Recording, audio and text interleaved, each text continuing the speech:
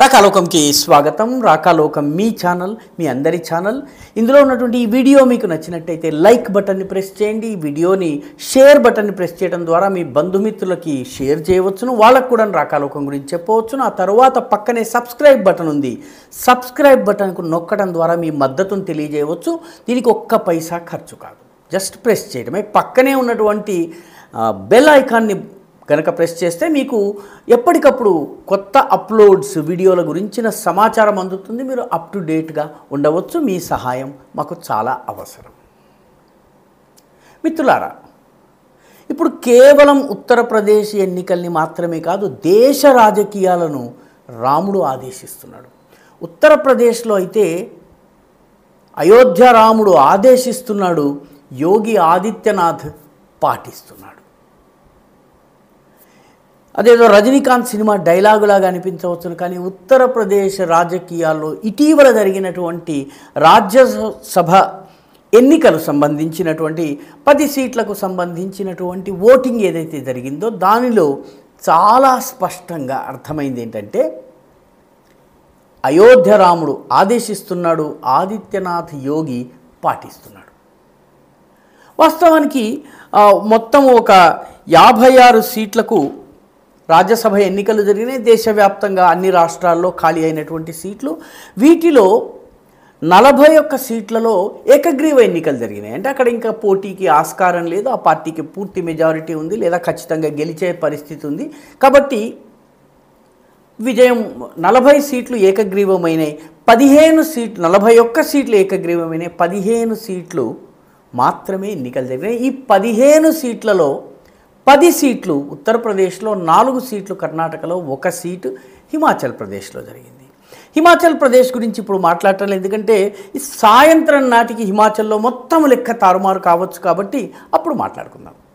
ఉత్తరప్రదేశ్లో వాస్తవానికి అసెంబ్లీలో పార్టీల బలాబలం, దీని ఆధారంగానే రాజ్యసభ ఓటింగ్ జరుగుతుంది. కాబట్టి బలాబలాల ప్రకారము బీజేపీకి 7 సీట్లు రావాలి, సమాజ్వాదీ పార్టీకి 3 సీట్లు రావాలి. కానీ ఎన్నికల ఫలితాలు, ఓటింగ్ జరిగి ఓట్ల లెక్కింపు జరిగే నాటికి బీజేపీకి 8 సీట్లు వచ్చాయి. సమాజ్వాదీ పార్టీ సీటుకి 3 రావాల్సింది 2 మాత్రమే వచ్చి ఒక పెద్ద షాక్. ఈ మొత్తం షాక్కి కారణం ఎవరు? ఉత్తరప్రదేశ్ రాజకీయాల్ని శాసిస్తున్నది ఎవరు? అయోధ్యలో ఉన్నటువంటి బాలరాముడు. బాలరాముడి చుట్టూ తిరుగుతున్నటువంటి రాజకీయం వల్లే సమాజ్వాదీ పార్టీ 1 సీటుని కోల్పోయింది. 1 సీటు కోల్పోవడము చిన్న విషయం అని అనుకోవచ్చును, కానీ రాజ్యసభలో పార్టీల నిశ్చితమైన నిర్ధారితమైన బలాలు ఉన్నప్పుడు అందులో గనక గెలవాల్సిన సీటు ఓడిపోయారంటే దాని అర్థం ఏంటి? ఫిరాయింపులు జరిగినట్టు. 8 మంది సమాజ్వాదీ పార్టీ ఎమ్మెల్యేలు బీజేపీకి ఓటు వేశారు. అంటే ఫిరాయింపులు జరిపినట్టు లెక్క. ఫిరాయింపు మంచిదా చెడ్డదా? ఈ విషయంలో చెడ్డది అన్న విషయంలో ఎవరికి రెండో అభిప్రాయం లేదు. రెండవది, ఇది కేవలం బీజేపీ చేస్తుందా అంటే బీజేపీ కాదు. మొట్టమొదట సమాజ్వాదీ పార్టీ, బీఎస్పీ, కాంగ్రెస్ అన్ని పార్టీలు ఈ పనిని చేశాయి. కాబట్టి ఈ బాత్రూంలో అందరూ బట్టలు విప్పిన వాళ్ళే. కాబట్టి ఇదేదో ఒక బీజేపీ మాత్రమే తప్పు చేసిందని భావించడం సరైనది కాదు. అందరూ చేశారు, ఇప్పుడు బీజేపీ చేస్తుంది. బీజేపీకి ఇప్పుడు బలం వచ్చింది కాబట్టి ఇప్పుడు చేస్తున్నట్టుగా మనం భావించాలి. అయితే జరిగింది ఏంటి? ఈ 8 మంది సమాజ్వాదీ పార్టీ ఎమ్మెల్యేలు బీజేపీకి అనుకూలంగా ఓటు వేయడం వెనుక ఎవరున్నారు?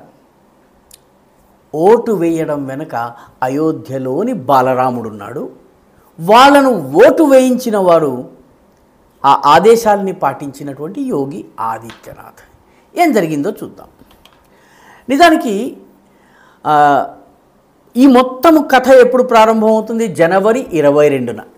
జనవరి 22 ఎందుకు ముఖ్యం? ఆ రోజున బాలరాముని ప్రాణప్రతిష్ఠ అయోధ్యలో జరిగింది, ప్రధానమంత్రి మోదీ సమక్షంలో. అయితే దీనికి ఉత్తరప్రదేశ్ అసెంబ్లీ స్పీకర్ ఉన్నారు, సతీష్ మహానా. ఆయన ఎమ్మెల్యేలందరికీ ఆహ్వానం ఇచ్చారు. మనందరము కలిసి బస్సుల్లో వెళ్దాము అయోధ్యకి అని చెప్పన్నారు. అయితే అఖిలేష్ యాదవ్ తమ పార్టీ ఎమ్మెల్యేలందరికీ ఒక ఆదేశం ఇచ్చారు. మీలో ఎవ్వరూ అయోధ్యకి వెళ్ళరాదు, అయోధ్యకి రాముని దర్శనం చేసుకోకూడదు అని చెప్పి ఆయన ఆదేశం ఇచ్చారు. ఈ ఆదేశం ఇవ్వగానే ఒక సమాజ్వాదీ పార్టీ ఎమ్మెల్యే, ఆయన పేరు అయోధ్య, ఆయన అయోధ్య దగ్గర ఉన్నటువంటి ఉపాచార్ అనేటువంటి ఒక నియోజకవర్గానికి చెందినటువంటి వాడు, ఆయన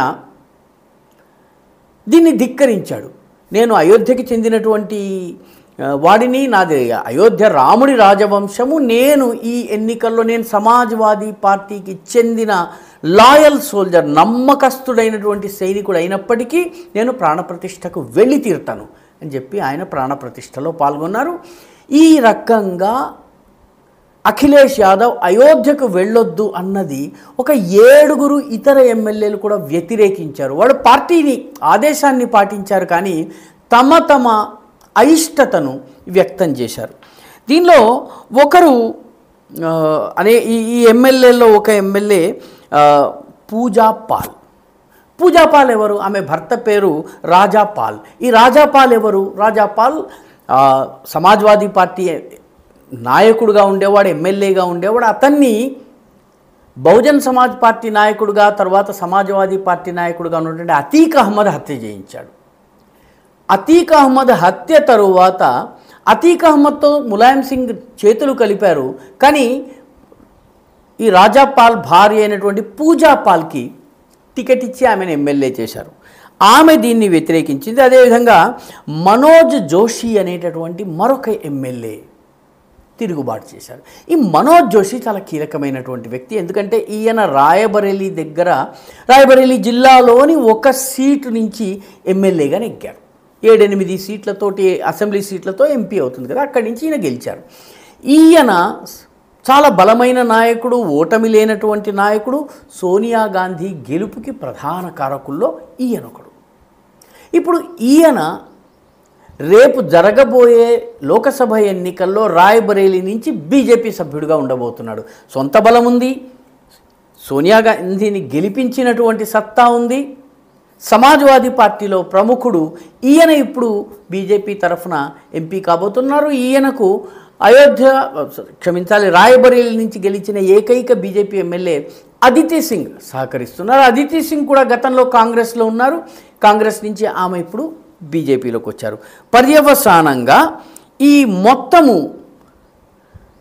ఈ మనోజ్ జోషి ఎవరైతే ఉన్నారో ఈయన ఇప్పుడు రాయ్బరేలీలో నిలబడబోతున్నారు అనేటప్పటికీ తస్మాత్ జాగ్రత్త, కాంగ్రెస్ పార్టీకి సోనియా గాంధీ పక్కకు వెళ్ళిపోయారు. ఇంకెవరు పోటీ చేసినా కూడా ఈయన మీద గెలిచే పరిస్థితి లేదు. ఇంతకుముందు అక్కడ ఎమ్మెల్యేగా పనిచేసినటువంటి, ఎంపీగా పోటీ చేసి ఓడిపోయిన బీజేపీ అభ్యర్థి దినేష్ పాండేని ఎమ్మెల్యే చేసి ఇప్పటికే యోగి మంత్రి చేశారు. కాబట్టి ఈ 8 మంది ఎమ్మెల్యేలు ఎవరైతే అయోధ్య విషయంలో అఖిలేష్ను వ్యతిరేకించారో వీళ్ళందరూ కూడాను అఖిలేష్ యాదవ్ రాజ్యసభ ఎన్నికలకు ముందు జరిపినటువంటి సమావేశానికి హాజరు కాలేదు. సో ఆ రోజే వీళ్ళు వేరే వైపు ఓటు వేస్తారన్నది తెలిసింది. అఖిలేష్ ఏమీ చేయలేదు, కాంగ్రెస్ ఏమీ చేయలేదు, మిత్రపక్షాలు ఏమీ చేయలేదు. వీళ్ళు లోక్సభ సీట్ల సర్దుబాటు కొట్లాటలోనే ఇమిడి ఉన్నారు. ఇటు ఆర్ఎల్డీ ఇటీవలే ఎన్డీఏలో చేరింది. ఆర్ఎల్డీ 8 మంది ఎమ్మెల్యేలతో సహా బీజేపీ బలం పెరిగి బీజేపీ 8 సీట్లు గెలుచుకుంది. ఈ రకంగా చూసినట్లయితే వీళ్ళందరినీ పార్టీలో చేర్చటంలో యోగి ఆదిత్యనాథ్ చాలా కీలకమైన పాత్ర వహించారు. ఇటీవలే సమాజ్వాదీ పార్టీకి ఉన్నటువంటి ఏకైక ఎంపీ రితేష్ పాండే, అతని పేరు, అంబేద్కర్ నగర్ ఎంపీ సీట్ నుంచి ఆయన బీజేపీలో చేరారు.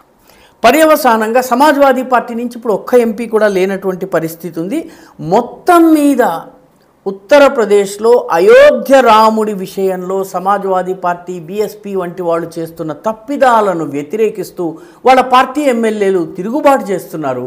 యోగి ఆదిత్యనాథ్ వాళ్ళని తీసుకొచ్చి బీజేపీలో కలపగలుగుతున్నారు. అందుకే రాముడు ఉత్తరప్రదేశ్ రాజకీయాల్ని శాసిస్తున్నారు, యోగి పాటిస్తున్నారు. మొత్తం మీద ఉత్తరప్రదేశ్లో 2024 ఎన్నికలు, లోక్సభ ఎన్నికలు జరిగే నాటికి మిగతా పార్టీలకు అభ్యర్థులు కూడా కరవయ్యేటటువంటి పరిస్థితి కనిపిస్తోంది. కాంగ్రెస్ అయితే అసలు చెప్పనే అక్కర్లేదు. వాళ్ళకు ఉన్నటువంటి ఏకైక సీట్ రాయ్బరేలీ కూడా కోల్పోవడానికి పార్టీ సిద్ధమైపోయింది. సోనియా గాంధీ ఇప్పటికే రాజస్థాన్ వెళ్ళారు. ప్రియాంక గాంధీ పోటీ చేసే పరిస్థితి లేదు. పోటీ చేస్తే గీస్తే వారణాసి నుంచి చేయవచ్చును, లేకపోతే ఏమీ లేదు. ఇది యోగి మార్క్ రాజకీయం. ఈ వీడియో మీకు నచ్చినట్టయితే లైక్ చేయండి, షేర్ చేయండి, ఈ ఛానల్కు సబ్స్క్రైబ్ చేయండి, మీ అభిప్రాయాన్ని కమెంట్ల రూపంలో తప్పనిసరిగా పంపించండి.